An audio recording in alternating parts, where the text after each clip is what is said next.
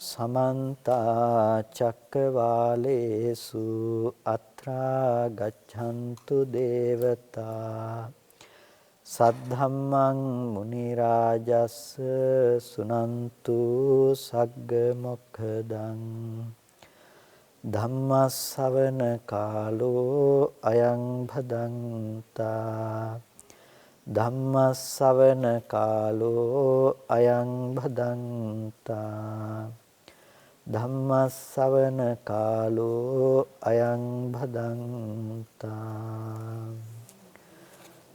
නමෝ තස් භගවතු අරහතෝ සම්මා සම්බුද්දස්ස නමෝ තස් භගවතු අරහතෝ සම්මා සම්බුද්දස්ස නමෝ තස් භගවතු අරහතෝ සම්මා සම්බුද්දස්ස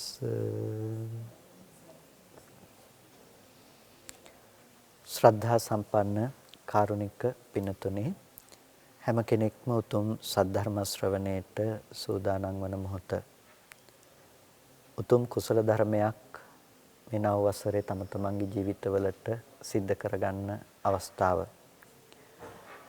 ධර්මාසනයක් පූජා කර ගැනීමත් ඒහා සමගාමීව ධර්මදේශනාවක් මුළු ලෝකයටම හිතසුව පිණිස ධර්ම දානයක් වශයෙන් බෙදා හැරීමත් කියන මේ සත්පුරුෂ ප්‍රාර්ථනාවන් ඇති කරගෙනයි හැමදෙනාම මේ මොහොතට සම්බන්ධ වෙන්නේ.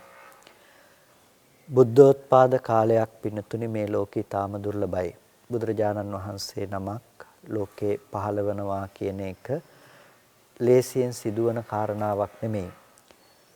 කෙනෙක් බුද්ධත්වයේ සඳහා පාරමිතා පුරන්නට ගියොත් මේ මහ පොළොව පෙරලනවටත් වඩා අමාරුයි කියලානේ ධර්මයේහි සඳහන් කරන්නේ බණ පොත්වල බණ කතාවල සඳහන් වෙන්නේ. මොකද එකම ප්‍රාර්ථනාවක් එකම චිත්ත අදිෂ්ඨානයක් ඇති කරගෙන බොහෝ කාලයක් තිස්සේ ඒ ඉලක්කය වෙත ළඟාවන්නට කටයුතු කිරීම ලේසියෙන් කෙනෙකුට කරන්නට පුළුවන් කමක් නැත්තේ නෑ. ඉතින් ඒ නිසා අපේ මහ බෝධිසත්වයන් වහන්සේ මහා දුෂ්කර කර්තව්‍ය කළා තමයි සම්මා සම්බුද්ධත්වය අවබෝධ කරගන්නට යෙදුනේ. ඒ මහා සම්මා සම්බුද්ධත්වය අවබෝධ කරගෙන මේ අසරණ ලෝකයකට දුකෙන් මිදෙන මාවතක් දුක නැති කරන ප්‍රතිපදාවක් පිළිබඳව දේශනා කරන්නට යෙදුනා. ඒ උතුම් සද්ධර්මය කියලා අපිට අද දවසේදී ශ්‍රවණය කරගන්නට ලැබෙන්නේ ඒ බුදුරජාණන් වහන්සේ අපට දේශනා කළ ඒ උතුම් ධර්මය. ඒ ධර්මයේ පිළිබඳව චිත්ත මාත්‍රයක් ප්‍රසාද මාත්‍රයක් ඇති කරගත්තත් එය බොහෝ කාලයක් ඔහුට හිතසුව පිණිස පවතින දෙයක් බවට පත්වනවා. ඉතින් ධර්ම දානය කියන එක ඊටමත් ආනිසංසදායක දෙයක්. අපේ ශාසනය ඉතිහාසයේ ලක්දිව් ශාසන ඉතිහාසයේ නොමැකෙන නාමයක් නේ දුටුගැමුණු රජුරුවන්ගේ නාමය. දුටුගැමුණු රජුරුවන්ට දවසක් අවශ්‍ය වෙනවා ධර්ම දානය දෙන්නට. අනික හැම දානයක්ම දෙන්න පුළුවන්කම තියෙනවා. නමුත් ධර්ම දානය මම දීලා නැහැ. ධර්ම දානය දෙන්නට අවශ්‍යයි කියලා. ඉතින් රජුරෝ හිතන්නේ මමත් බණ කියලා ධර්ම දානය දෙන්නට ඕනේ කියලා. ඉතින් මහා විහාරේ ලෝවා මහා ප්‍රාසාදයේහි නිරන්තරයෙන්ම ධර්මදේශනා පැවැත්වෙනවා භික්ෂුන් වහන්සේලා සඳහා නිරන්තරයෙන් ධර්මදේශනා පැවැත්වෙනවා.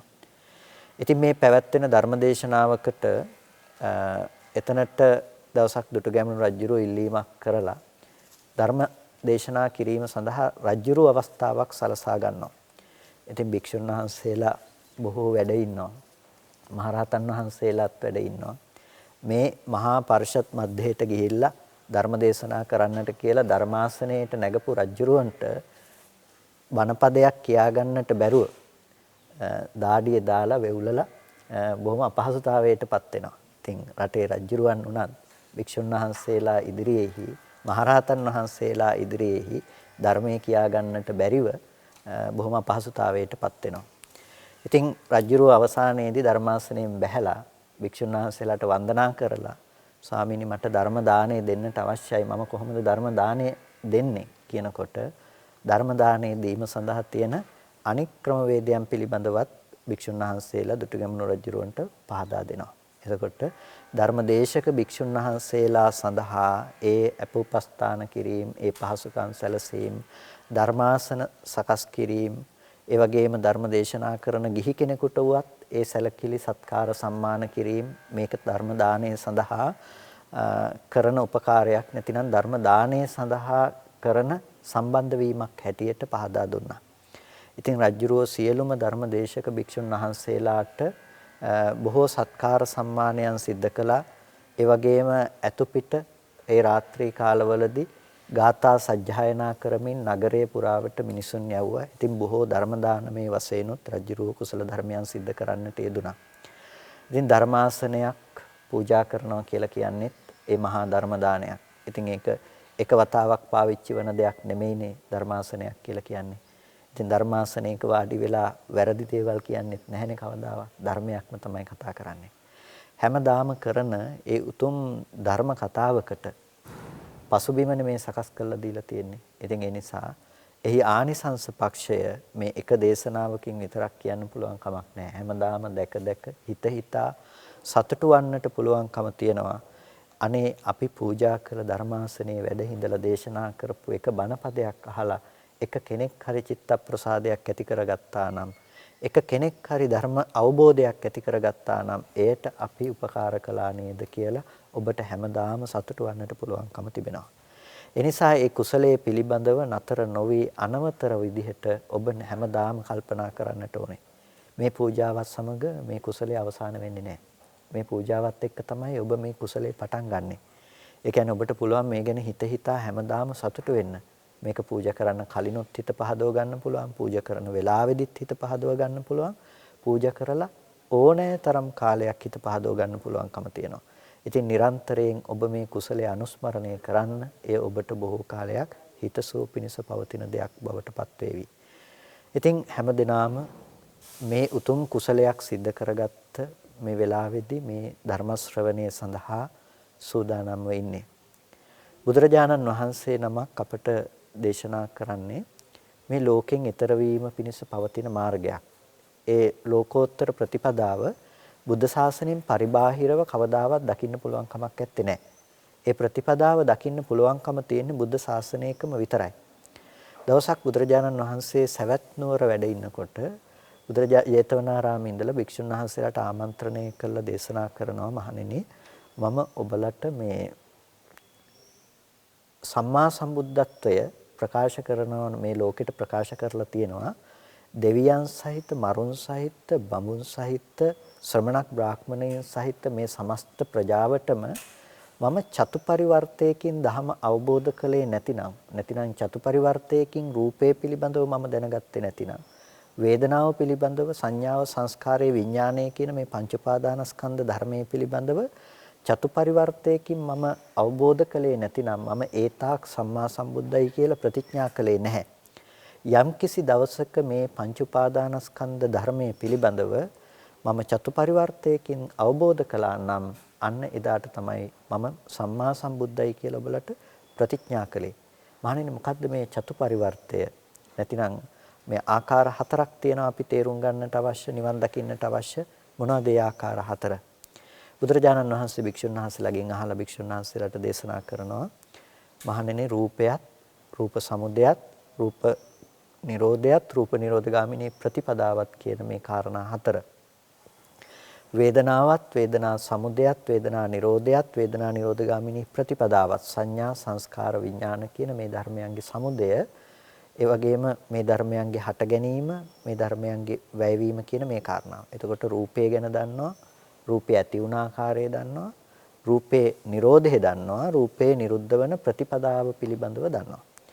තවදුරටත් බුදුරජාණන් වහන්සේ මේ සූත්‍රය තුල උපාදාන පරිවර්තන සූත්‍රයේ සංයුත්ත නිකායේ දකින්නට තියෙන සූත්‍ර දේශනාවක්. මේ සූත්‍රය තුලදී අපිට දේශනා කරනවා, මහණෙනි මොකද්ද රූපය කියලා කියන්නේ?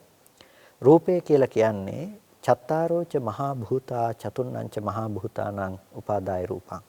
සතර මහා ධාතුව සහ සතර මහා ධාතුව නිසා පවත්නා උපාදාය රූපය, මේකට කියනවා රූපය කියලා. එතකොට මහණෙනි රූපයේ හට ගැනීම කියන්නේ මොකද්ද? රූපේ උදය කියලා කියන්නේ මොකද්ද? රූපයේ හට ගැනීම කියලා කියන්නේ ආහාර සමුදය රූප සමුදයෝ, ආහාර සමුදය නිසා රූපයේ හට ගැනීම සිද්ධ වෙනවා. ආහාරය ඇති කල්ලි තමයි රූපේ හට ගැනීම. එහෙනම් රූපේ නැති වෙන්නේ කොහොමද? ආහාර නිරෝධා රූප නිරෝධෝ. ආහාරයේ නිරෝධයෙන් රූපේ නිරුද්ධ වෙනවා. රූපේ නිරුද්ධ කරන මඟ මොකද්ද? අයමේ වරියෝ අට්ඨංගිකෝ මග්ගෝ මේ ආර්ය අෂ්ටාංගික මාර්ගය තමයි රූපය නිරුද්ධ කරන මඟයි කියලා. එතකොට ඔන්න රූපය ගැන දේශනා කළා, රූපය ඇති වුණ ආකාරය දේශනා කළා, රූපයේ නිරෝධය දේශනා කළා, රූප නිරෝධගාමිනී ප්‍රතිපදාව දේශනා කළා. මේ කාරණාව රූපයේ තියෙන චතුපරිවර්තයක්. රූපය ගැන අපිට තේරුම් ගන්නට තියෙන ආකාර හතරක්. එතකොට රූපය කියනකොට බුදුරජාණන් වහන්සේ දේශනා කළේ සතර මහා ධාතුවත් උපාදාය රූපයත්. මොනවද සතර මහා ධාතු කියලා කියන්නේ? පඨවි, ආපෝ, තේජෝ, වායෝ මේ සතර මහා ධාතු. උපාදාය රූප කියලා කියනවා වර්ණ, ගන්ධ, රස, ඕජා කියන මේ ධර්මයන්ට. එතකොට දැන් ඇහැට පේන්නේ මොකද්ද අපිට? වර්ණ රූපය. ඇහැට පේන්නේ වර්ණ රූපය. සතර මහා ධාතු ඇසුරු කරගෙන තියෙන වර්ණ සටහනක්, පහ සටහනක් තමයි ඇහැට පෙනෙන්නේ. අන්න ඒකට කියනවා රූපය කියලා අපි. ඇසට පෙනෙන වර්ණ රූපයක. එතකොට ඒක වර්ණ සටහන. නාසයට දැනෙන්නේ ගන්ධ රූපය. කනට ඇහෙන්නේ ශබ්ද රූපය. දිවට දැනෙන්නේ රස රූපය. කයට දැනෙන්නේ පොට්ටබ්බ රූපය. එතකොට මේ සතර මහා ධාතුවත් සතර මහා ධාතුව නිසා පවතින රූප ටිකක් තමයි මේ විදිහට අපිට ප්‍රකට වෙන්නේ. ඒ නිසා තමයි මේකට රූප කියලා කිව්වේ. දැන් ඕක රූපය දැනගන්නවා කියලා කියනකොට මේක අපිට නිකන් හරි සරල කරුණක් වගේ තේරුණාට මේක හරි ඊටාම ගැඹුරු කරුණක් නේ රූපය අවබෝධ කරනවා කිව්වහම. මොකද අපි රූපය කියලා අවබෝධ කරන්නේ මොකද්ද කියලා හිතන්නකෝ. අපි රූපය කියලා තේරුම් ගන්න, අපි රූපය කියලා දැනගන්නේ මේ ඉන්න සත්වයෝ, පුද්ගලයෝ, ගෙවල් දොරවල්, යාන වාහන, මේ පෙනෙන දකින දේවල්, මේ පවතින දේවල් හැටියට ගන්න ටික තමයි අපි රූප කියලා හිතන්නේ. හැබැයි ඒක රූපස්කන්ධය නෙමෙයිනේ. රූපස්කන්ධය කියන එක ඇතුලේ අම්මා තාත්තා, දරුවෝ, නෑදෑයෝ, ගෙවල් දොරවල් රූපස්කන්ධය ඇතුලේ මේවා තිබුණේ නෑ. රූපස්කන්ධය මොකද්ද? සතර මහා ධාතුවත් උපාදාය රූපයත් විතරයි.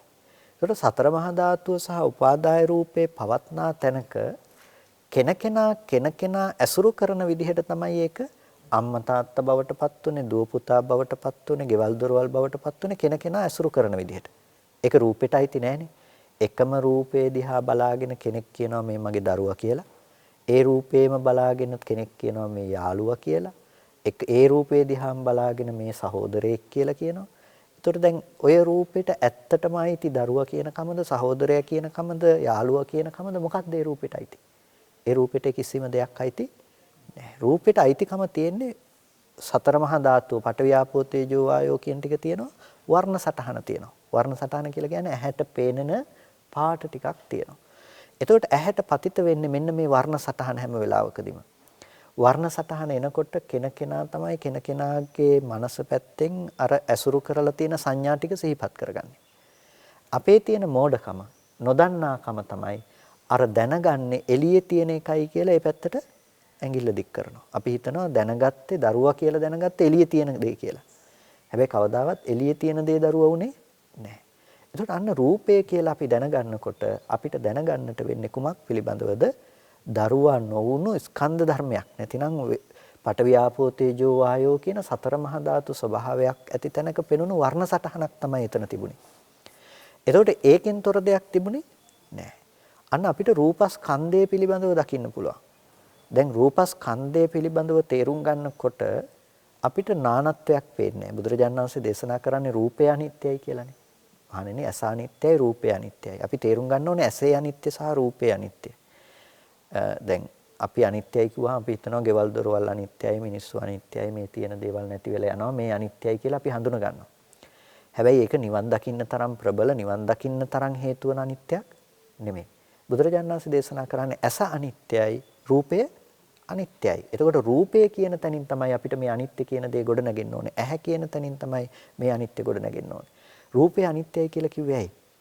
එකපාරක් ඇහැට පෙනුණු වර්ණ සටහන නැවත කවදාවත් පේන්නේ නැහනේ. ඒ වර්ණ සටහන ආයේ කවදාවත් පේන්නේ නැහැ. ආයේ ඊළඟ මොහොතේ ඇහැට එන්නේ අලුතෙන් වර්ණ සටහනක්. අලුතෙන් වර්ණ සටහනක් අලුතෙන් එනකොට අපි කියනවා මේ කලින් තිබුණ එක ආයේ තියෙනවා කියලා. කලින් තිබුණ එක ආයේ තියෙන්න පුළුවන් කමක් නැහැනේ. කලින් තිබුණු රූපේ අනිත්‍යයි. ඉතුරු නැතුව නැති වුණා ඒක. නැති වෙලා ගියපු තැනක තමයි ආපහු අලුතෙන් වර්ණ සටහනක් ඇහැට පෙනුනේ. ඒ වර්ණ සටහන ඇති වුණු පෙනුණු ඇහත් නැති වෙලා ගියා. ප්‍රසාද රූපය කියන එකත් නැති වෙලා ගියා. එතකොට මේ දෙකම වැය වුණු තැනක අපි ආපහු හිතනවා කලින් තිබ්බ එක ආයෙ තියෙනවා කියලා. හැබැයි කලින් තිබ්බ එක තියෙන්න පුළුවන් කමක් නැත්තේ නෑ. මොකද ඒ රූපය ඒ තැන හටගෙන නැති වෙලා ගියා. එතකොට රූපය දැනගන්නවා කියනකොට අපිට රූපය ගැන දැනගන්න තියෙන්නේ මොකක් කියලාද? රූපය අනිත්‍ය ධර්මයක්. රූපය සංකත ධර්මයක්. රූපය කියන එක අනිත්‍ය සංකත ධර්මයක්. රූපේ හේතු නිසා සකස් වෙන්නේ. එතකොට රූපේ හේතු නිසා සකස් වෙනවා කියනකොට බුදුරජාණන් වහන්සේ රූපය හටගත්ත විදිහ පිළිබඳව පෙන්නනවා කොහොමද? ආහාර සමුදය රූප සමුදය. දැන් ඕක තමයි රූපේ. රූපේ මොකද්ද? ඇහට නම් පේන්නේ වර්ණ රූපේ. කනට නම් ඇහෙන්නේ ශබ්ද රූපේ. කලින් ඇහුණු සද්දය ආය අහන්න පුළුවන් කමක් නැහැ. ඒත් මේ විදිහට ගන්ධ රස ස්පර්ශ කියන මේ දේවල් තමයි රූපේ. ඕක දකින්න එපා පුද්ගලයන් විදිහට. දේවල් විදිහට. පවතින දේවල් කියලා. එතකොට දැන් මේ රූපය ඇති වෙන්න හේතුවක් තිබුණා. මොකද්ද හේතුව? රූපය ඇති උනේ ආහාර සමුදය රූප සමුදය. ආහාරය සමුදය කරගෙන ආහාරය ප්‍රත්‍ය කරගෙන තමයි රූපය කියන දේ හටගත්තේ. එතකොට මොකද්ද ආහාරය කියලා කියන්නේ?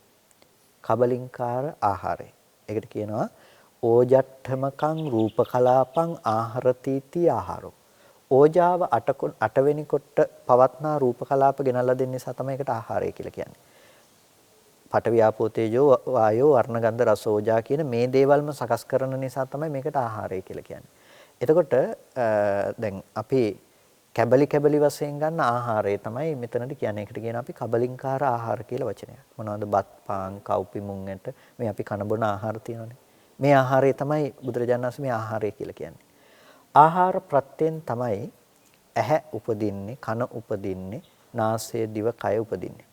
ඒ කියන්නේ කය කියන තැන මේ කියන්නේ මේ ඇස කියන තැන කියලා කියන්නේ මේ පේන ඔය දකින්න පුළුවන් ඒවා ගැන එහෙම නෙමෙයි. ප්‍රසාද මට්ටමේ දේවල්, සතර මහා ධාතුවේ තියෙන උපවත් බව කියන දේවල්. ඉතින් බාහිරින් ලැබුණු ආහාරයේ තියෙන ඕජාමය ගතිය උපකාර කරන්නේ නැත්නම් මේ ඇහැ හැදෙයිද? ඒ ප්‍රසාදේ උපදින්නේ නැහැ. මේ සෝත ප්‍රසාදේ උපදින්නේ නැහැ. මේ ඕජාමය ගතිය උපකාර කරන්නේ නැත්නම් ඒ ප්‍රසාදය උපදින්න නැතුව යනවා. ඕජාව අඩු වෙනකොට ප්‍රසාදයන් ඉපදීම දුර්වල වෙලා යනවා. එහෙමනේ. ඒ නිසානේ කැම ගන්න බැරි වෙනකොට ඒ දුර්වල වෙනවා කියලා කියන්නේ අපි ඒ අය. එතකොට ඒ ශරීරය දුර්වල වෙලා යනවා. එතකොට ඇයි මේ කය පවතින කුමක් නිසාද? කබලින්කාර ආහාරය නිසා. එතකොට දැන් බුදුරජාණන් වහන්සේ දේශනා කරන්නේ දැන් රූපය හටගත්තේ කබලින්කාර ආහාර ප්‍රත්‍යයෙන් කියලානේ. දැන් නැතිනම් ආහාර ප්‍රත්‍යයෙන් කියලානේ. රූපය ඇති උනේ ආහාර ප්‍රත්‍යයෙන් කියනකොට එතකොට මෙතන අපිට කියන ලොකු කතාවක්. ඒ තමයි රූපය ආහාර ප්‍රත්‍යයෙන් ආවා කියනකොට දැන් මේ කය විතරක් නෙමෙයි මේ රූපය කියලා කියන්නේ. මේ කය විතරක් නෙමෙයිනේ රූපය කියලා කියන්නේ. එහෙනම් දැන් අපි කිව්වොත් එහෙම මේ වටාපත කියලා ඔබට හම්බෙන තැන මෙතන වර්ණ රූපයත් රූපේනේ. එතකොට මේකට කොහොමද කබලින්කාර ආහාර ප්‍රත්‍ය උනේ? මේක මොනවද වටාපත කෑවේ නැහැනේ නේ මොනවද? වටාපත කෑවේ නැත්නම් ඒකටත් ආහාර ප්‍රත්‍ය බුදුරජාණන් වහන්සේ දේශනා කරනවා. ඇයි? මෙතන රූපය ඔබ දකිනවා නම් දකින්නේ මොකක් තිබුණොත් ඔය ආහාර ප්‍රත්‍යයෙන් ඉපදුණු ඇහැ තිබුණොත් තමයි මේ වර්ණ රූපයේ ඇති බවට ඔබට ප්‍රකට වෙන්නේ. එතකොට ආහාර ප්‍රත්‍යයෙන් ඇහැ උපදවල නැත්නම් වර්ණයක් ප්‍රකට වෙනවද? ප්‍රකට වෙන්නේ නැහැ. ආහාර ප්‍රත්‍ය උපකාර කළා නැත්නම් කන හදන්න සද්දේ කියන දේ ප්‍රකට වෙනවද? නැහැ. ඒ ආයතන ටික නැතිනම් ඔබට ඇස කන නාසය දිව ශරීරය කියන මේ ආයතනයන්ට ආහාරය ප්‍රත්‍ය වෙන්නේ නැත්නම් ඒ ප්‍රසාදයන් උපදවන්නේ නැත්නම් ඔබට භෞතික විශ්ය ගැන දැනගන්න පුළුවන් කමක් නැත්තේ නෑ. ඒ ටික පේන්නේ පණවන්න පුළුවන් කමක් නෑ. අන්න අපිට පේනවා ආහාර ප්‍රත්‍යයෙන් තමයි මේ මුළු ලෝකේම රූපය කියන දේ අපිට ඇති බවට ගොඩනැගිලා තියෙන්නේ. ආයතන ටික හැදුවා. ආහාරයෙන් වෙන මොකක්වත් නෙමෙයි කලේ ආයතන උපදවන එක. ආයතන ටික ඉපදුවට පස්සේ මොකද උනේ? බාහිර ආයතන ඇවිල්ලා බාහිර දේවල් ඒ ආයතනයන්ට ගැටුණා. අන්න දැන් අපිට බාහිර වෛශික ලෝකය හම්බුණා. විශේෂ වෙන ලෝකය හම්බුණා. එතකොට දැන් ආහාර සමුදය කරගෙන ආහාරය හේතුව කරගෙන තමයි රූපය කියන දේ හටගත්තේ. ඒකයි ආහාර සමුදය රූප සමුදය කියලා කිව්වේ. එතකොට දැන් ආහාර සමුදයෙන් රූප සමුදය උනායි කියනකොට දැන් ඔය දකින්නේ දරුවා ගෙවල් දොරවල් වෙච්ච රූපය ගැන නෙමෙයිනේ අපිට කියන්නේ. දැන් ආහාර ප්‍රත්‍යනොයි මේක ඉපදිලා තියෙන්නේ. කන බොන ආහාරය කෙනෙක් නෙමෙයි. කන බොන ආහාරය පුද්ගලයෙක් නෙමෙයි. මම නෙමෙයි, මගේ නෙමෙයි. ඕකේ ආත්ම කොටස් ඇත්තේ නැන්නේ නේ. අනාත්ම කොටස් තමයි තියෙන්නේ. ඒක මොනවත් බත් පාන් කව්පි මුංගට මේවල ඇත්තේ නැන්නේ මේ ආත්ම කොටස්. අනාත්ම ආහාරය. අනාත්ම ආහාරය නිසා මේකේ ආත්ම කොටස් හැදෙන්න පුළුවන් කමක් ඇත්තේ නැන්නේ නේ. මේකයි ආත්ම කොටස් හැදෙන්නේ නෑ. එතනත් හැදෙන්නේ අනාත්ම ධර්මතා ටිකක්ම තමයි. අනාත්ම හේතුවකින් අනාත්ම ධර්මයක්ම තමයි සැකසෙන්නේ. එතකොට මේ කයේ හැදෙනත් පටවියාපෝ තේජෝ වායෝ කියන එක මගේවත් මමවත් තව කෙනෙකුවක් කියන්න බෑ. ඇයි ඒක අනාත්ම ආහාරයෙන් ඉපදුණු ප්‍රත්‍යක්. අන්න එතකොට අපිට නුවණ එනවා ආහාර සමුදයෙන් තමයි රූප සමුදය වුනේ. එතකොට ආහාර සමුදයෙන් රූප සමුදය වුණ බව දකිනකොට අපිට ඇති වෙනවා ඊළඟට නුවණක් මොකද්ද? එහෙනම් අපි අනික් කාරණාවට යන්න ඕනේ. ආහාර නිරෝධයෙන් රූප නිරෝධය සිද්ධ වෙනවා. ආහාර නිරෝධයෙන් රූප නිරෝධය සිද්ධ වෙනවා. මොකද්ද ආහාර නිරෝධයෙන් රූප නිරෝධය සිද්ධ වෙන්නේ? කබලින්කාර ආහාරය නිරුද්ධ වුණොත් රූපය නිරුද්ධ වෙනවා. කබලින්කාර ආහාර ප්‍රත්‍ය නැතුව ගියොත් රූපේ නැති වෙලා යනවා. එතකොට දැන් මේ නිරෝධය කියන කතාව ගත්තාම මේකේ අපිට ගොඩාක් ලොකු පැත්තක් තියෙනවා කතා කරන්න. මේක ටිකක් පොඩිවට කතා කරලා නතර කරන්න අමාරුයි. මොකද නිරෝධය කියලා කතා කරනකොට මේ බුදුරජාණන් වහන්සේ දේශනා කරන දහම් පරයයන් එක්ක සංසන්දනය කරලා බලනකොට මේක බොහොම ගැඹුරින් එක එක පැතිකඩවල වලින් අපිට දකින්න පුළුවන් කමක් තියෙනවා. එකක් තමයි ආහාර ප්‍රත්‍යයෙන් ඉපදුණු ඇහැ හටගෙන නැති වෙලා යනකොට රූපය ඇති වෙලා ඒ රූපයත් ඉතුරු නැතුව නැති වෙලා යනවා. එතකොට ආහාර නිරෝධයෙන් රූප නිරුද්ධ වෙනවා. දැන් අපිට ඇති වෙන්නට ඕනේ ආහාර නිරෝධයෙන් රූප නිරුද්ධ වෙන බවට ඥානයක් නේ. ප්‍රඥාවක් ඇති වෙන්නට ඕනේ. එතකොට ආහාර නිරෝධයෙන් රූප නිරෝධයයි කියලා අපි දකිනකොට නිරෝධය පිළිබඳව අපිට පවත්වන ප්‍රඥාව අපිට ඇති වෙනවා ආකාර දෙකකට. ඒ තමයි ස්කන්ධයන්ගේ හටගෙන නැති වෙන බව තුල රූපස්කන්ධය ඇති වෙලා නැති වෙන බවත් හම්බ වෙනවා. ඒ වගේම ඒ රූපය ඇතුලේ අර සත්‍ය පුද්ගලයෝ ඉන්නවා කියලා ගත්ත ඒ සංකල්පනාව නොහට ගන්න බවට යනවා. ඒකට කියනවා අනුත්පාද නිරෝධය කියලා. එතකොට අනුත්පාද නිරෝධය. අනුත්පාද නිරෝධය සහ හටගත්තු ධර්මයන්ගේ ඉතුරු නැතුව නැති වෙනවා කියලා නිරෝධය කියන කාරණාව යටතේ අපිට ප්‍රධාන කොටස් දෙකකින් කතා කරන්න පුළුවන්කම තිබෙනවා. එතකොට ආහාරයන්ගෙන් ඉපදුණු රූපය ආහාර නැති වෙනකොට නැති වෙලා යනවා. ආහාරයෙන් හටගත්තු රූපය ආහාරය නැති වෙලා යනවා කියනකොට අපි ප්‍රධාන වශයෙන්ම ගන්න ආහාරය තමයි ඔය කබලින්කාර ආහාරය කියලා කියන්නේ. හැබැයි ආහාර තියෙන කබලින්කාර ආහාරය විතරද? නෑ. තව ආහාර තියෙනවා. මොනවද ආහාර? මනෝ සංචේතන පස්ස ආහාරය තියෙනවා, මනෝ සංචේතන ආහාර තියෙනවා, විඥාන ආහාරය තියෙනවා. ස්පර්ශයත් ආහාරයක්. මනෝ සංචේතනාව කියන්නේ අපි හිතන කම කියලා ගමුකෝ සංස්කාරය කියලා ප්‍රධාන වශයෙන්. එයත් ආහාරයක්.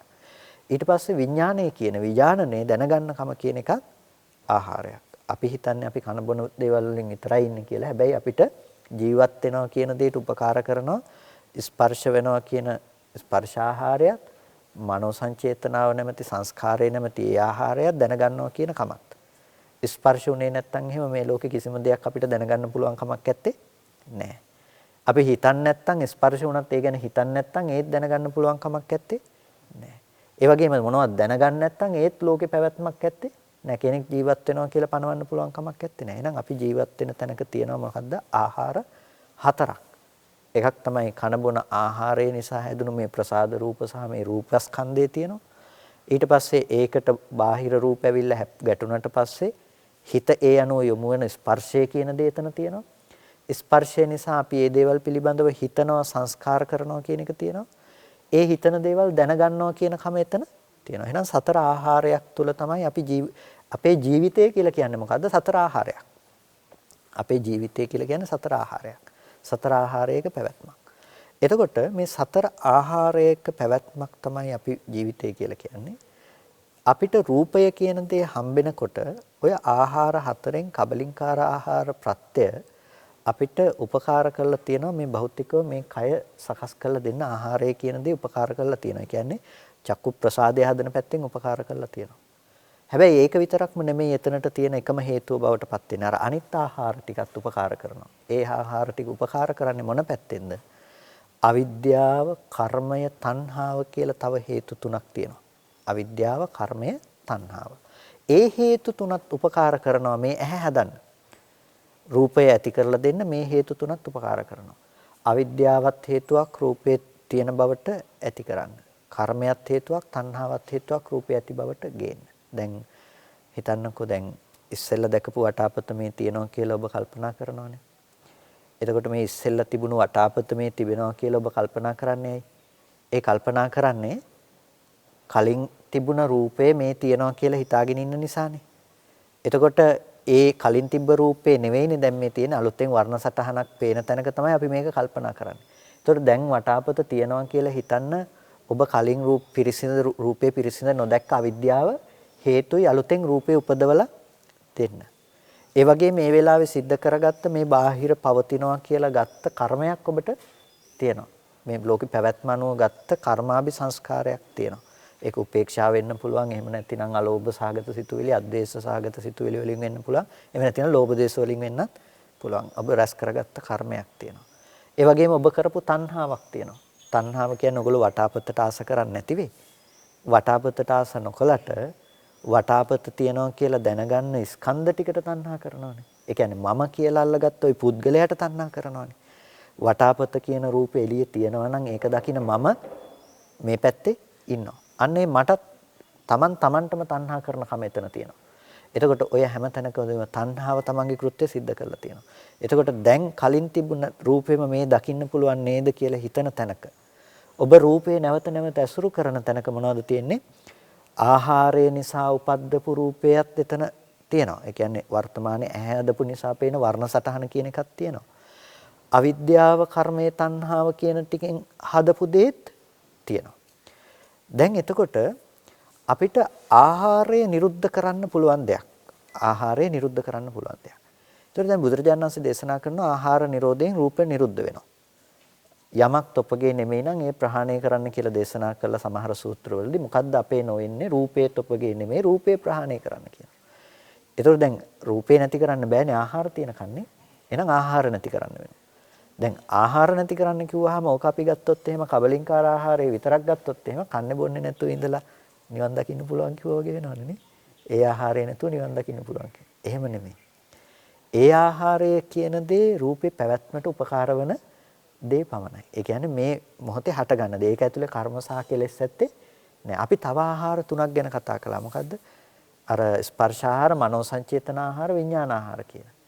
එතකොට ඒ ටික අද නියෝජනීය විදියට අපිට හම්බෙලා තියෙනවා. නැතිනම් අපිට අවිද්‍යාව, කර්මය, තණ්හාව කියලා ටිකක් හම්බෙලා තියෙනවා. අන්න ඒ අවිද්‍යාව නිසා අපි දැක්කේ නැහැ ආහාරයෙන් හටගත්ත රූපේ ආහාර නැති වෙනකොට නැති වෙනවා කියලා දැක්කේ නැහැ. ඒක තමයි අවිද්‍යාව උනේ. ස්පර්ශයෙන් හටගත්ත ධර්මයේ ස්පර්ශ නැති වෙනකොට නැති වෙනවා කියලා දැක්කේ නැහැ. ඒ නිසා තමයි අපිට එකම වටාපත නැවත නැවත දකින්න පුළුවන් කියලා හිතන්නේ. මනෝ සංචේතනාව ස්පර්ශ ප්‍රත්‍යයෙන් හටගත්ත මනෝ සංචේතනාව නැවත හටගෙන නැති වුණා කියලා දැක්කේ. ඒ නිසා එකම වටාපත දකින්න පුළුවන්. ඉස්සෙල්ලා දැනගත්ත වටාපත ආයෙත් දැනගන්නවා කියලා අපි හිතනවා ඒ රූපේ. එතකොට අන්න අපිට තියෙනවා. ඒ කියන්නේ අපි අවිද්‍යාව තිබුණොත්, කර්මය තිබුණොත්, තණ්හාව තිබුණොත් එතන මොකද්ද තියෙන්නේ? රූපේ තියෙනවා. අන්න දැන් අපිට රූපේ නැති කරන්න පුළුවන්කම තියෙනවා. රූපේ නැති කරන්න නම් මොකද්ද නැති කරන්න ඕනේ? අවිද්‍යාව නැති කරන්න ඕනේ. කර්මය නැති කරන්න ඕනේ, තණ්හාව නැති කරන්න ඕනේ. ඉතින් ඔක්කොටම පාදක වෙන්නේ අවිද්‍යාවනේ. අවිද්‍යාව නැති කරලම කියන එක අපි කතා කරමුකෝ. අවිද්‍යාව නැති කළොත් දැන් අපිට පුළුවන් මොකක් නැති කරන්නද? රූපේ නැති කරන්න. එහෙනම් අවිද්‍යාව කිව්වේ මොකද්ද? අපි දැක්කේ නෑ ආහාර ප්‍රත්‍යයෙන් හටගත්ත රූපය ආහාර නිරෝධයෙන් නිරුද්ධයි කියලා දැක්කේ නැති එකම තමයි එතන තිබුණු අවිද්‍යාව. රූපේ පිළිබඳ තිබුණු අවිද්‍යාව. තව දෙකකින් කිව්වොත් එහෙම රූපේ අනිත්‍ය ලක්ෂණය දැක්කේ නෑ. රූපේ සංකත ලක්ෂණය දැක්කේ නෑ. දුක පිළිබඳව රූපේ දුක්ඛ ලක්ෂණය දැක්කේ නෑ කියන එක මේ කියන්නේ. චතුරාර්ය සත්‍ය ධර්මයේ දුක්ඛාරය සත්‍ය දැක්කේ නැහැ කියන්නේ. එහෙනම් අපිට සිද්ධ වෙනවා මෙතන රූපය ආහාරයෙන් හටගෙන ආහාරය නිරුද්ධ වෙනකොට නිරුද්ධ වුණා කියලා අර කබලින්කාර ආහාර කෘත්‍යයේ පැවැත්ම දකින්න. එහෙනම් සත්පුද්ගල භාවයේ ඉක්මවා ගියපු රූපය සත්පුද්ගල භාවයට රාමු නොවුණු කොටු නොවුණු රූපයේ ඇත්තේ යථාර්ථය අපිට තේරුම් ගන්න වෙනවා. එතකොට අපිට පේනවා අනාත්ම ධර්මතා ටිකක් අනාත්ම හේතුව නිසා සකස් වන ධර්මය ඒ මොහොතේ හටගෙන නැති වෙනවා කියන දැක්මක් අපිට ඇති කරගන්න පුළුවන්කම තිබෙනවා. එතකොට රූපය පෙර නොතිබීම හටගෙන ඉතුරු නැතුව නැති වුණ ධර්මයක්. ඒක ආයේ කවදාවත් ඇති වෙන දෙයක් නෙමෙයි. දැන් තිබිලා අනාගතයට එන දෙයක් නෙමෙයි. ඊට පස්සේ අනාගතයට පහළ වෙලා අපිට ඒ දේ ඊට පස්සේ ආයේ කවදාවත් විඳින්න පුළුවන් දෙයක්වත් නෙමෙයි. ඒ නිසා මේක කොතනකටවත් ගමන් කරන දෙයක් එහෙම නෙමෙයි. අවස්ථාවට හට ගන්නවා. අවස්ථාවට හට ගන්නවා කියලා කියන්නේ දැන් මේක දකිනකොට මේ වර්ණ සටහන පෙනෙනකොට ඒ අනුව හිත යොමු වෙනකොට ඔබ හිතනවා මේක තියනවා කියලා දැනගන්නවා. එතකොට හැබැයි ඒක කවදාවත් ආය අතීතේ තිබ්බ දෙයක් නෙමෙයි අනාගතයට පේන දෙයක් නෙමෙයි. ඒක අතීතේ තිබ්බ දේ කියලා හිතන්නේ අපේ හිතේ තියෙන අර එකතු කරගත්තකම. අපේ හිතේ තිබුණ සංකල්පනාව තුළ තමයි අපි කියන්නේ මේ තිබ්බ රූපේ තියෙනවා කියලා. හැබැයි අපි දැක්කොත් රූපය අනිත්‍යයි කියලා ඒ රූපය අපිට නැවත නැවත ආයෙ පේන්නේ නැහැ. ඔකට මම කියන්නේ දැන් ඔබේ කවුරු හරි ඥාතිවරයෙක් මීට අවුරුදු 5කට 10කට කලින් මිය පරලෝ ගියා කියලා ඔබ හොඳටම දන්නවා නම් ඔබ අද හෝ හෙට යන්නේ නැහැ නේද? ඒ ඥාතිවරයා හම්බෙන්න යන්නේ නැහනේ. ඇයි යන්නේ නැත්තේ? ඔබ දන්නවා ඒ ඥාතිවරයා දැන් නෑ මරණයටපත් වුණා කියලා. ඉතින් ඒ ඥාතිවරයා දකින්න කියලා කීයටවත් ඔබ යන්නේ නැහැ. අන්න ඒ වගේ පිනතුනේ ඔබ දන්නවා නම් රූපය ඇත්තටම අනිත්‍යයි කියලා. රූපය හටගෙන නිරුද්ධ වුණා කියලා දන්නවනම් නිරුද්ධ වුණ රූපේ දකින්න ආය ඔබ අදහස යොමු කරයිද? නෑ. අලුතෙන්ම හටගත්ත ධර්මයක් කියලා ඔබ දන්නවා. එතකොට ඒක හේතු නැති වෙනකොට නැති වෙනවා කියලා දන්නවා. අන්න ඒ නිසා තමයි ආහාර නිරෝධයෙන් රූප නිරුද්ධයි කියන දේ තමයි අපිට දකින්න තියෙන්නේ. ඒකට නිකම්ම අතහැරියේ නෑ. ඒකට මගක් දේශනා කළා. ඒකට මාර්ගයක් දේශනා කළා. මොකද්ද මාර්ගය? ආර්ය අෂ්ටාංගික මාර්ගය. එතකොට සම්මා දිට්ඨිය මූලික කරගත්ත අංග 7කින් යුක්ත මාර්ගයක් අපිට තියෙනවා. සම්මා දිට්ඨිය කියන තැනින් ආපහු කතා කරන්නේ මොකද්ද? අර අවිද්‍යා ප්‍රහාණයට හේතු වන යහපත් දැකීම. එහෙනම් අපිට ආපහු දකින්න වෙනවා අර රූපේ පිළිබඳව ඇත්ත ඇති හැටියට දැකීම ඇති කරගන්න වෙනවා. එතකොට රූපේ පිළිබඳ ඇත්ත ඇති හැටියට දැකීම අපිට සම්මා දිට්ඨියයි කියලා කියනවා. එතකොට එයා දන්නවා රූපේ ඇති උනේ මෙන්න මේ විදිහට ආහාර ප්‍රත්‍යයෙන් රූප නැති වුණා ආහාර නිරෝධ වෙනකොට රූපේ නිරුද්ධ වුණා. එහෙනම් ඒ ආහාරය නිසා හටගෙන ආහාරය නැති වෙනකොට නැති වෙන රූපේ මමවත් මගේවත් මගේ නෑදෑ හිත මිත්‍රයවත් මේ මොකක්වත්ම නෙමෙයි කියන අවබෝධයක් එයාට ඇති වෙනවා. අන්න ඊට පස්සේ එයාට දැන් මේ ලෝකේ තියෙන බරසාරකම මේ ලෝකේ තියෙන දැඩිව අල්ලගත්ත කමට හේතු පදනම් නැති වෙලා ගිහිල්ලා. එයා මේ රූපේ අනිත්‍යතාවය දැකලා. දැන් අපිට මෙතන මැණික් ගලක් තිබුණොත් මැණික් ගලක ෆොටෝ එකකුත් තිබුණොත් අපිට වටින්නේ කොහොමද? අපිට මැණික් ගල වටිනවා. ඇයි මැණික් ගල වටින්නේ? ඇහැට පේන්නේ පාට ටිකක් නම් ওই තැන් දෙකේම පෙනිලා තියෙන පාට ටිකක් නෙමෙයිද? ওই තැන් දෙකේම පෙනිලා තියෙන එක සමානව වර්ණ සටහනක්. හැබැයි වර්ණ සටහනක් පෙනුන තැනක අපි හිතේ සංකල්පමය වශයෙන් ගොඩනගාගෙන තියෙනවා මේක ගොඩාක් වටිනවා කියලා. ඉතින් ලෝකයේ ඉන්නෙත් ඒ සංකල්පනාවම තුල නිසා ලෝකේ පැනවීමක් කරලා තියෙනවා මේක වටිනවා මේක වටින්නේ නැහැ කියලා. දැන් අපි දැනගන්නේ අන්නේ සංකල්පනාව. හැබැයි ඇත්තටම ওই රූපේ පැත්තෙන් කතා කරොත් ලෝකේ සංකල්ප රාමුවට කොටු වෙන්නේ නැතුව රූපේ යථාර්ථයේ පැත්තෙන් කතා කළොත් රූපේ ඇත්ත මොකද්ද? කවදාවත් ඔකට වටිනකමක් තිබ්බේ නැහැ. මැණික් ගලටවත් ෆොටෝ එකටවත් වටිනකම තිබ්බේ නැහැ. සංකල්පය තමයි ඒකේ වටිනකම හදලා දීලා තියෙන්නේ. ඒකෝට සංකල්පය වෙනස් කරන්න පුළුවන් දෙයක් නෙන්නේ. සංකල්පය වෙනස් වෙන දෙයක්. ඒක ඕන වෙලාවක වෙනස් වෙන්න පුළුවන්කම තියෙනවා. දරුවා කියලා ආදරෙන් හදනකොට අපි හිතනවා මේ ඉන්න දරුවා කියන මේ රූපේටම තමයි ආදරය කියලා. ඔබ ඇත්තටම ආදරය කරන්නේ දරුවට නෙමෙයිනේ. ඔබ ආදරය කරන්නේ රූපේ දරුවා කියලා පෙන්වන ඔබේ සංකල්පනාවට. පුංචි කාලේ ආදරෙන් හදන දරුවෝ පස්සේ කාලේ දෙමව්පියන්ට පේන්න බැරි වෙන අවස්ථා නැද්ද? තියෙනවා. දරුකම වෙනස් වෙලාද? නැහැ. පුංචි කාලේ බොරුවට ආදරය කළාද? ඒත් නැහැ. මොකද්ද වෙනස් වෙලා තියෙන්නේ? ඒ ආදරණීය දරුවා කියලා දකින සංකල්පනාව වෙනස් වෙලා. දෙමව්පියන්ව ආදරෙන් ඇසුරු කරන දරුවන්ට දෙමව්පියෝ පේන්න බැරි වෙනවනේ පස්සේ කාලෙක සමහරක් වෙලාවට. එතකොට මොකද්ද වෙනස් වෙලා තියෙන්නේ? සංකල්පය වෙනස් වෙලා. එතකොට දෘෂ්ටිය දර්ශනය වෙනස් වෙනකොට එයාට බාහිර දේ වෙනස් විදිහට පේන්න පටන් ගන්නවා. ඒ විදිහට තමයි වටිනකම සහ නොවටිනකම ලෝකෙක ඇලෙන්න ගැටෙන්න තියෙන දේවලුත් ගෙනල්ලා දීලා තියෙන්නේ මොකක් මතද? ඒ පිළිබඳව අපි පවත්වන සංකල්පනාව මත. අපි මෙහි ඇති කරන සංකල්පනාව පතිත කරන්නේ බාහිර වස්තුවට. ඒ නිසා තමයි ඒකේ වටිනාකම මැණික් ගලත් නොවටිනාකම ෆොටෝ එකකත් කියලා අපි දැක්කේ. හැබැයි ওই සංකල්පයේ එළියට දාලා බලන මෝඩකම නැත්තම් අපි මැණික් ගලත් ෆොටෝ එකත් හටගෙන නිරුද්ධ වෙන වර්ණ සටහනක් මිසක රූපස්කන්ධයක්ම මිසක ඒකේ වටිනකමක් නැහැ. ඒක හිස් දෙයක් හැටියට අපිට තේරුම් ගන්න පුළුවන්කම තියෙනවා. රූපය කියන දේ හිස් දෙයක්. ඒකට කිසිම වටිනකමක් නැහැ. අන්න ඒ වටිනකමක් නැහැ කියලා අවබෝධ කරගත්ත කෙනාට ලෝකේ කවදාවත් ඔය දේ අල්ලගෙන රණ්ඩු වෙන මනසක් ඇත්තේ නැහැ. දැන් මැණික් ගල අපේ මැණික් ගලක් කවුරු හරි ගන්න ආවොත් අපි කොහොම ප්‍රතිචාර දක්වයිද යාට? ගහයි බණී අපි ඒ පිළිබඳව අපිට තරහයයි අපි දුකටපත් වෙයේ දේ නැති වෙනකොට. හැබැයි දැන් අර විදිහේ මනසක් ඇති කරගත්ත කෙනාට ඕක නැති වුණා කියලා යාට දුක ගෙනල්ලා දෙන්න පුළුවන් කමක් නැත්තේ නෑ. ඕක තිබුණත් එයා සතුටු වෙන්නේ නෑ. ඕක නැති වුණත් එයා සතුටු වෙන්නේ නෑ. ඕක තිබුණත් එයා දුක් වෙන්නේ නෑ. ඕක නැති වුණත් එයා දුක් වෙන්නේ නෑ. ඇයි ඒක වටිනකමකින් හිස් දෙයක්. ඒක වටිනකමකින් හිස් දෙයක්. ඔබේ මිදුලේ තියෙන වැලි කැටයක් කාගේ හරි කකුලට පෑගිලා එළියට ගියා කියලා ගෙදරින් එළියට යමක් නැති වුණ දුක ඔබට එන්නේ නෑ. ඔබට ඒකේ වටිනකමක් නැති නිසා. ඒ වගේ ලෝකයේ ඔබට පේන රූපවල ඔබට වටිනකමක් හම්බෙන්නේ නැත්නම් ඒක හිස් දෙයක් වෙලා නම් වටිනකමෙන් සත්පුද්ගල ආත්ම හැඟීමෙන් ඒක හිස් දෙයක් විදිහට ඔබට පේනවනම් ඔගොල්ලොන්ට කවදාවත් ඒ දේවල් අරබයා දුක උපදිනවා කියලා දෙයක් වෙන්නේ නැහැ. ඒ නිසා අන්න අපිට දැන් රූපය පිළිබඳව තේරුම් ගත්තොත් මේ චතුපරිවර්තයේ රූපය පිළිබඳව කෙනෙක් තේරුම් ගත්තොත් මේ ආකාර හතර හරියට අවබෝධ කරගත්තොත් මොකද වෙන්නේ?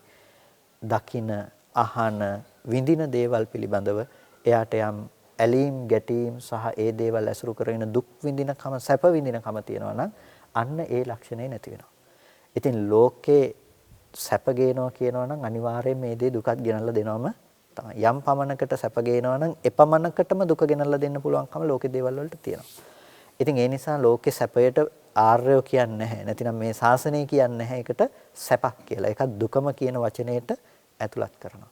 ඉතින් එහෙම දුකක් තියෙන තැනක ওই සියලු දුකෙන් විනිර්මුක්තව වාසය කරන්නට පුළුවන් නම් එයාව කවදාවත් ලෝකෙ කිසිම දෙයකින් හොලවා දමන්නට බැරි නම් එබඳු මනසේ තියෙන සැපය, එබඳු මනසේ තිබෙන නිවීම ගැන කතා කරන්නට වචනයක් නැහැ.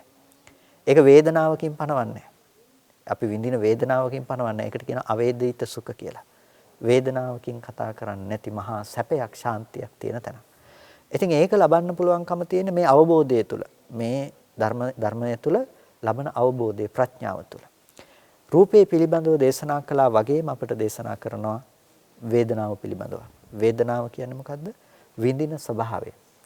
එතකොට වේදනාව කියන දේත් වේදනාව පිළිබඳව දන්නවා, වේදනා සමුදය පිළිබඳව දන්නවා, වේදනා නිරෝධය පිළිබඳව දන්නවා, වේදනා නිරෝධගාමිනී ප්‍රතිපදාව පිළිබඳව දන්නවා.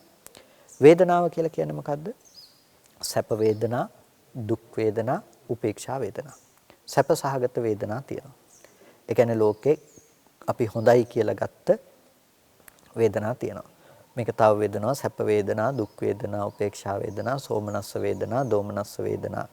ඊට පස්සේ සෝමනස්ස ඉන්ද්‍රිය, දෝමනස්ස ඉන්ද්‍රිය, උපේක්ඛේන්ද්‍රිය කියලා මේ විදිහට විවිධාකාරයෙන් බෙදෙනවා. ඒකට කෙසේ වෙතත් අපිට ප්‍රධාන වශයෙන් අපි ගත්තොත් පරයයන් වේදනා තුනයි වේ. සැප, දුක්, උපේක්ෂා. රූපයක් දකිනකොට අපිට හිතට දැනෙනවා සතුටක්. ඒක සැප වේදනාවක් කියලා අපි කියනවා. ඒක සෝමනස්සේ හිතට දැනෙන සෝමනස්ස වේදනාව. නමුත් සැප වේදනාවක් කියලා කියනවා. සද්දයක් අහනකොට ලස්සන සින්දුවක් අපි මිහිරි සින්දුවක් කියලා කියන්නේ. ඒක ඇහෙනකොට අපේ හිතට ඇති වෙනවා සතුටක්, සුවක්, සොම්නසක් දැනෙනවා. ගන්ධ සුවඳක්, රසක්, ස්පර්ශයක් විඳිනකොටත් ඒ සුව සොම්නස කැමැති දෙයකින් නම් අපිට ලැබෙනවා. අකමැති දෙයක් ලැබුණොත් එහෙම එතකොට අපි ඒකට කැමති නැහැ, ගැටීමක් තමයි ඇති වෙන්නේ. එතකොට ඒකට කියනවා දුක්ඛ වේදනා කියලා.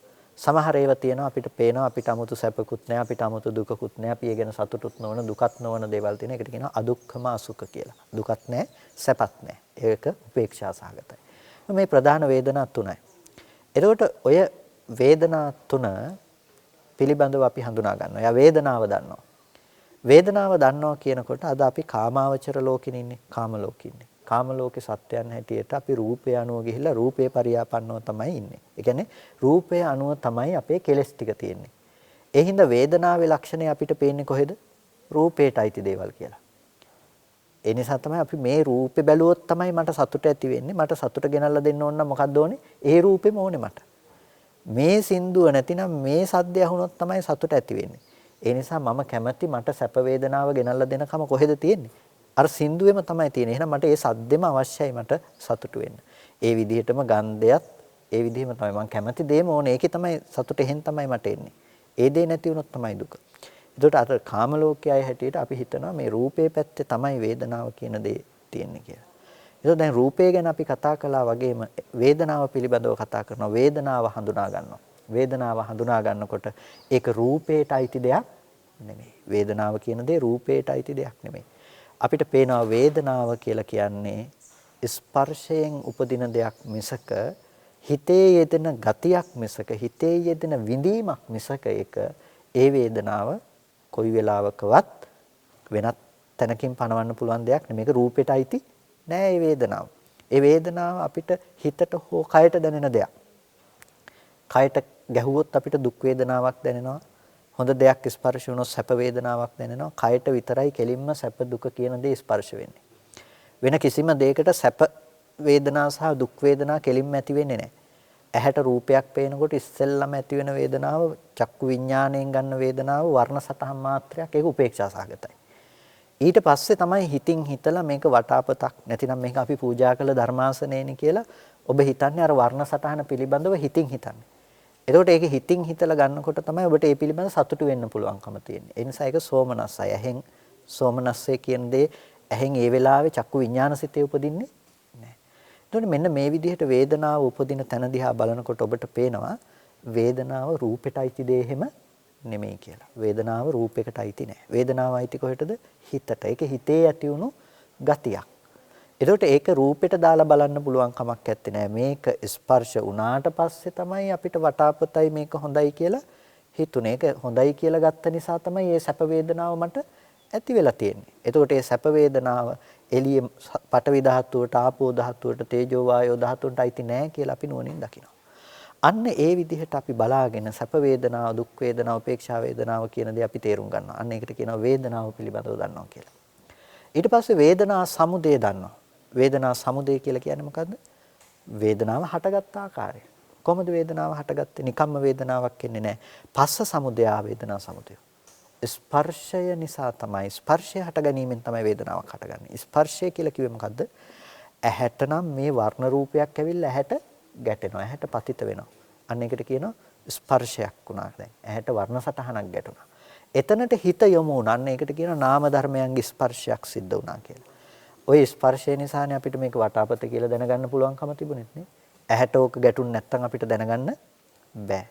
හිතට අරමුණක් ඇවිල්ලා හැප්පුන්නේ නැත්නම් අරමුණක් ගැටුනේ නැත්නම් අපිට ඒක දැනගන්න පුළුවන් කමක් නැත්තේ නෑ. අපි අනිවාර්යයෙන්ම දෙයක් දැනගන්නවා නම් දැනගන්න තැනක අනිවාර්යයෙන්ම තියෙන දෙයක් මොකද? ඒ තමයි ස්පර්ශ වෙනකම. ඒ කියන්නේ දෙයක් විඳිනවා නම් විඳින්න පුළුවන්කම තියෙන්නේ දෙයක් ස්පර්ශ වුණොත් විතරයි. ස්පර්ශ නොවුන දෙයක් විඳින්න පුළුවන් කමක් නැත්තේ නෑ කිසිම කලක. ඒ නිසා ස්පර්ශය නිසා තමයි වේදනාව කියන දේ ඇති වෙන්නේ. එහෙනම් ස්පර්ශය නැති වෙනකොට වේදනාව තියෙන්න පුළුවන්ද? නෑ. ස්පර්ශය නැති වෙනකොට වේදනාව නැති වෙලා යනවා. ඒක නිසා කියන ස්පර්ශ නිරෝධයෙන් වේදනාව නිරුද්ධ වෙනවා. අර අපි වේදනාව රූපය ගැන කතා කළා වගේම දැන් ওই නිරෝධය ගැන කතා කරනකොට අපිට දෙකට බෙදලා කතා කරන්න වෙනවා. දැන් රහතන් වහන්සේ නමක් හිටියොත් රහතන් වහන්සේටත් වේදනාව ඇහැට රූප පෙනෙනවානේ. පෙනෙනකොට උපේක්ෂා වේදනාව ඇති වෙන්නේ නැතුව නෙමෙයි නේතන උපේක්ෂාවක් ඇති වෙනවා. හැබැයි එතකොට ඒක වැරදි කියන්න පුළුවන් කමක් නැත්තේ. එහෙනම් එතන ප්‍රශ්නයක් තියෙන තැනක් තියෙනවා. මොකද්ද ප්‍රශ්නේ තියෙන තැන? අර ස්පර්ශ ප්‍රත්‍යයෙන් වේදනාව හට ගන්නවා කියන එකම නෙමෙයි. ස්පර්ශ ප්‍රත්‍යයෙන් හටගෙන ස්පර්ශ නිරෝධයෙන් නිරුද්ධ වන වේදනාව පිළිබඳව නොදැනගත්තොත් අපි අන්නේ නොදන්න අවිද්‍යාව නිසා කර්ම සිද්ධ කරගෙන සංස්කාර කරලා තැනක අපිට ආපහු වේදනාව හම්බ වෙනවා. ඒ වේදනාව මොකද්ද? ඒ වේදනාව තමයි ওই ලස්සන රූප බලනකොට මට සතුට උපදිනවා. මේ සින්දුව අහනකොට මට හරි සතුටක් දැනෙනවා. මේක හරි හොඳයි කියලා ගන්න. සමහර බැන්නොත් එහෙම කෙනෙක් බනින එකෙන් මට දුක් වේදනාවක් උපදිනවනේ කියලා හිතෙන්නේ. එතකොට අන්න අපි වේදනාව පිළිබඳව වැරදි විදිහට කල්පනා කරා. දැන් අපි හිතන්නේ කෙනෙක් බැන්නොත් එහෙම බැනුම නිසා තමයි දුක ආවේ කියලා.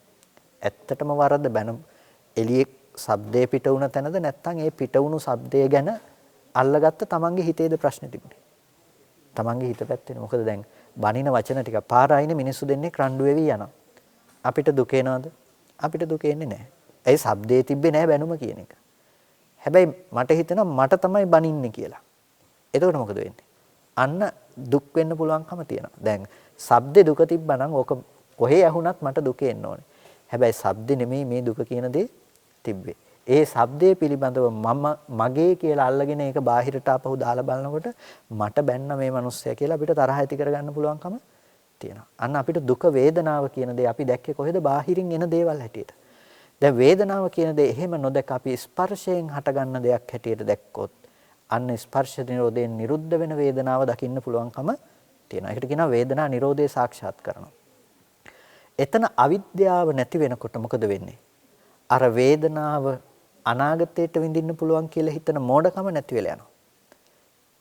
ඒ වේදනාව අනාගතයට විඳින්න පුළුවන් කියලා හිතන මෝඩකම නැති වෙලා යනවා. දැන් හොඳ රූපය ආයේ දකින්න පුළුවන් කියලා හිතනකම නිසානේ අපි බලාපොරොත්තු වෙන්නේ අනේ මට ඒක ආයේ දකින්න තියෙනවා නම් හොඳයි කියලා. දැන් මේ බලාපොරොත්තු ප්‍රාර්ථනා නිසානේ අපිට දුක එන්නේ. එතකොට ඒ දේවල් ඒ විදිහට නොවෙනකොට අපි ඕන විදිහට පවත්වා ගන්න බැරි වෙනකොට අපේ ජීවිතේට දුක එනවා.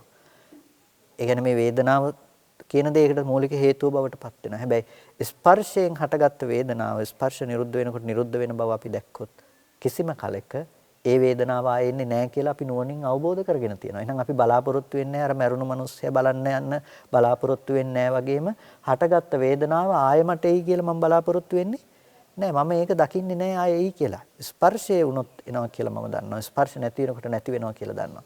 එතකොට වේදනාව විඳින මිනිස්සු පුද්ගලයෝ හම්බ වෙන්නේ නෑ. එතකොට ඔය එළියෙන් ඇහෙන ශබ්ද ආරම්භය බැනුම් කියලා දුක් වෙන්න ඕනේ නෑ. එළියෙන් පේන රූප ආරම්භය මට අකමැති අය කියලා දුක උපදව ගන්න ඕනේ නෑ. දුකෙන් මිදෙන්න පුළුවන්කම තියෙනවා මේ ජීවත් වෙනකොටම. අන්න ඒ විදිහටම සංඥාව පිළිබඳව ගත්තත් සංඥාව ඇති වෙන්නේ මොකක් නිසාද? ස්පර්ශ ප්‍රත්‍යයෙන්ම තමයි. එතකොට සංස්කාරය ගත්තත් ඒ ඇති වෙන්නේ ස්පර්ශ ප්‍රත්‍යයෙන්ම තමයි. වේදනා සංඥා සංකාර. සංඥාව කියන්නේ හඳුනනකම, සංස්කාරය කියන්නේ හිතනකම. ඉතින් මේ ඔක්කොම ස්පර්ශ ප්‍රත්‍යයෙන් හටගෙන ස්පර්ශ නිරෝධයෙන් නිරුද්ධ වෙන දේවල්. ඒකට සම්මා දිට්ඨිය තමයි ওই නිරෝධය සාක්ෂාත් කරන්න තියෙන මාර්ගයේ බවට පත් වෙන්නේ. ඇත්ත ඇති හැටියට දැකීම. ඒ දේවල් හටගත්තේ කොහොමද? ස්පර්ශ ප්‍රත්‍යයෙන්. ස්පර්ශය නැති වෙනකොට මේ දේවල් නැති වුනේ කොහොමද කියලා අපි නුවණින් හොඳට සම්මර්ෂණය කරන්න අවශ්‍යයි. නුවණින් ඒ දේ සම්මර්ෂණය කරනකොට පින්නතුනි ඒ දේවල් අරඹය අපිට තිබුණා නම් වැරදි සහගත දැකීම අන්න ඒවා දුර වෙලා යනවා. ඊට පස්සේ විඥානය. විඥානය කියන්නේ දැන ගැනීම, දැන ගැනීම පිළිබඳව දැනගන්නවා. ඊට පස්සේ විඥානය ඇති වෙන්න හේතුනේ මොකද්ද? නාමයත් රූපයත්. දැන් නාම ධර්මතාව ටිකට ස්පර්ශ ප්‍රත්‍ය වුණා. රූපය කියන දෙයට ආහාර ප්‍රත්‍ය වුණා. ආහාරයෙන් උපන් රූපයත් ස්පර්ශ ප්‍රත්‍යයෙන් උපන් වේදනා සංඥා සංකාරات කියන නාම රූප ප්‍රත්‍යයෙන් ඇති වෙන මොකද්ද? විඥානයි.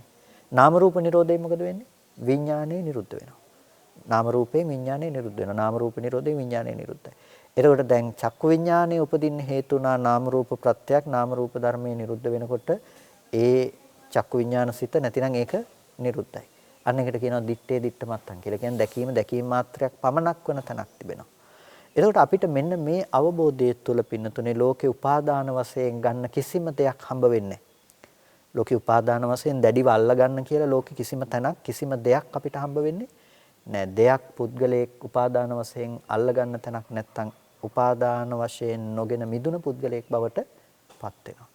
එතකොට බුදුරජාණන් වහන්සේ අපට ධර්මය දේශනා කරන්නේ ධර්මයේ තුල පෙන්වන්නේ මෙන්න මේ විදිහට උපාදාන වශයෙන් නොගෙන මිදෙන තැනකට අපි කොහොමද මේ ප්‍රතිපදාව අරගෙන යන්නේ කියලා.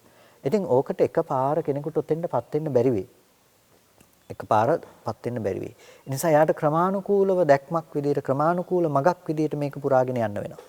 ඒ ක්‍රමානුකූල මාර්ගයක් විදිහට පුරනකොට තමයි රූපේ පිරිසිඳ දකින්න යාට බෑ. ඉස්සෙල්ලාම යාට හම්බෙන්නේ මේ සත්වය පුද්ගලයෝ මේවා තියනවාමයි කියලා. අන්න යාට සතර සතිපට්ඨානයක හිත මෙහෙවන්න වෙනවා. කායානුපස්සනාව ආදී වඩමින් එයාට මේ රූපයේ පිරිසිඳ දකින්න තැනට රූපයේ ඇත්ත යථාර්ථයේ මේ අදගත් පුද්ගල භව හෙල්ලිලා යන තැනට එයාට පෙන්වලා දෙන්න වෙනවා.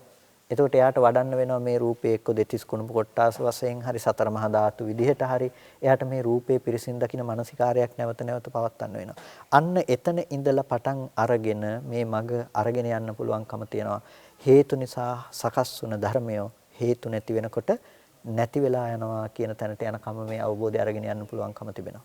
එනිසා ඒ අවබෝධය තුළ ඒ උත්තරීතර නිවීම කියන දේ අපිට ලබා ගන්න පුළුවන්කම තියෙනවා. ඉතින් මේක මොන තරම් ගැඹුරු ධර්මයක්ද? මොන තරම් ප්‍රත්‍යක්ෂ ධර්මයක්ද? මේ ජීවිතයේ තුලම කෙනෙකුගේ හිතේ නිවීම ඇති කරගන්න පුළුවන් ධර්මයක්. ඔබට දුක, වෙහෙස, විඩාව ඇති වෙන හැම තැනකදීම හොඳට ඒ දේ දිහා බලන්නකො පුද්ගල බව නිසානේ එන්නේ අපිට මේ දේ.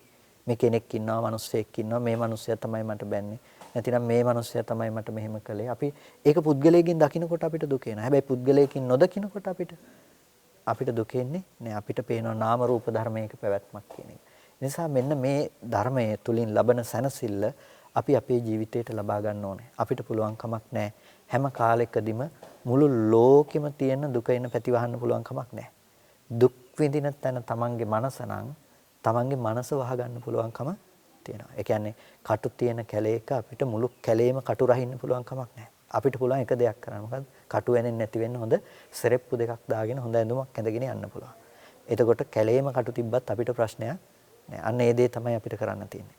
ඒ නිසා ධර්මයේ තුලින් ඒ සනසිල්ලේ මඟ ඒ නිවැරදි මාර්ගයේ ඔබ තෝරාගෙන මේ බුද්ධ ශාසනය තුළම එයින් ලබන විමුක්තිය සාධනය කරගන්නට ඔබ අදහස් කරගන්නට ඕනේ.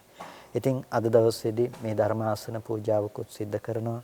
මේ විදිහට ධර්ම ශ්‍රවණය කරගන්නටත් යෙදුණා. මේ සිද්ධ කරගත්ත සියලු කුසල ශක්තියන අපි මේ වෙලාවේදී අනුමෝදන් කළ යුතු අයට අනුමෝදන් කරමු.